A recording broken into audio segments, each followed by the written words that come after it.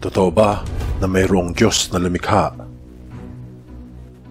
Ito marahil ay isa sa pinakamahalagang katanungan ng sanlibutan, sapagkat ang kasagutan nito ay magdidikta sa hinaharap ng isang nilalang. Noong Middle Ages, ang walang paniniwala sa isang Diyos ay hinahantungan ng kamatayan. Kung sino man ang kumwestiyon sa paniniwalang ito, ay pwedeng sunugin ng buhay.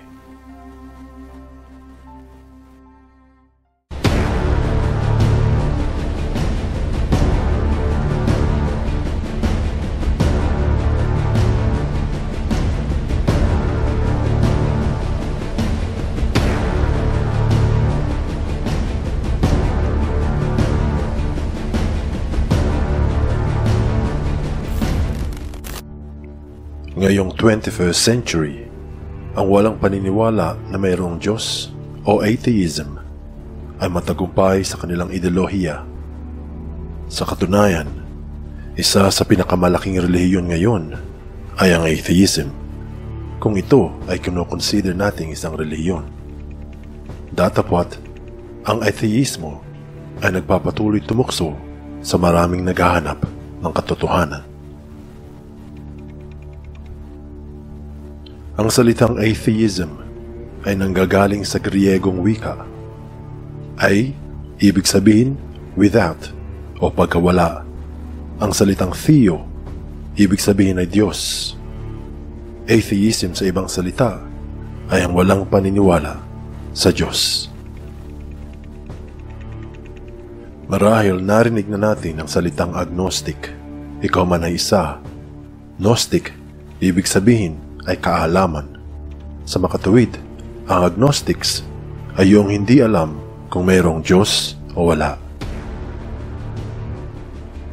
Importante na alam natin ang ibig sabihin ng mga salitang ito kung ating ang layunin ay malaman ang katotohanan. Ayon sa mga relihiyoso, ang Diyos ang lumikha sa lahat. Siya ang dahilan kung bakit may mga nilalang sa lupa, sa sangkatauhan, mga hayop at halaman.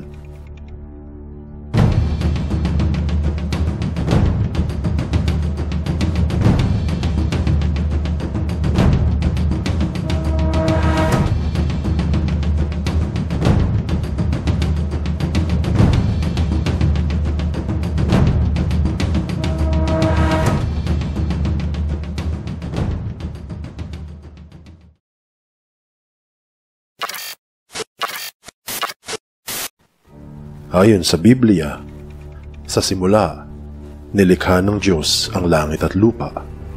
Nagkaroon ng katawan ang sangkalibutan dahil sa kapangyarihan nito, at siya nawa ay walang umpisa at walang katapusan. Kung ito ang katotohanan, bakit marami ang hindi naniniwala sa isang makapangyarihang lumikha ng lahat? Ayon kay Stephen Hawking, isang banyag na physicist, cosmologist, at isang atheist, hindi raw nilikha ng isang Diyos ang daigdig. At kung gusto raw nating di umano malaman ang katotohanan, ang paniniwala sa isang lumikha ay sagabal lamang. Ang mga kasulatan na naturang henyo ay basihan ng maraming scientific fields, katulad ng black hole mechanics, cosmic inflation, at mga aral sa dark matter.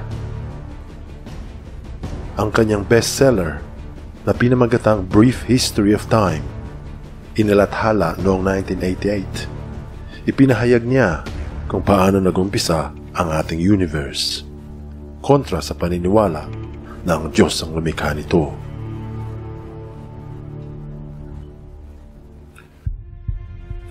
Noong inilathala ang mga nadiskubre ni Charles Darwin noong 1859 sa isla ng Galapagos, ito ay kinumdem na ng mga simbahan.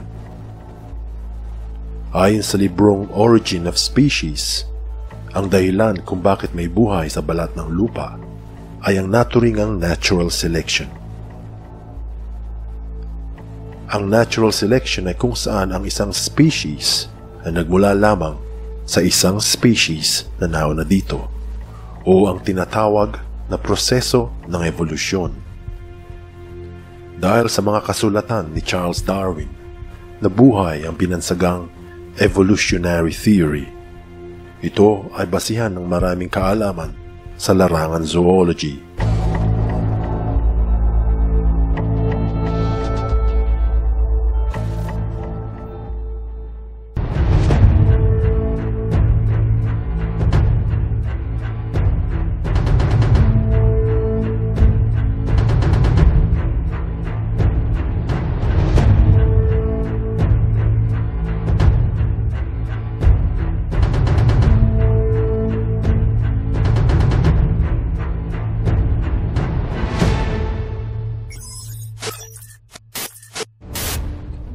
Sa maraming debate ni Richard Dawkins, profesor sa Universidad ng Oxford, isang magisig na atheist na sumulat ng 2006 bestseller, The God Delusion, pinariingan niya na ang intelligent design ay walang katotohanan.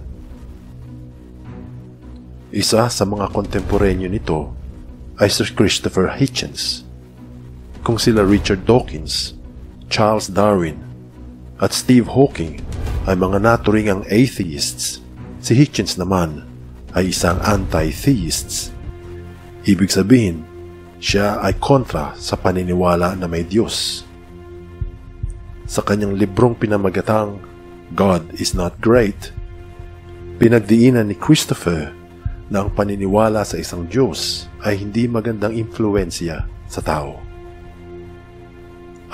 Ay hindi naniniwala sa Diyos, sapagkat ito ay hindi natin nakikita at walang ebidensya na ito ang lumikha sa ating universe.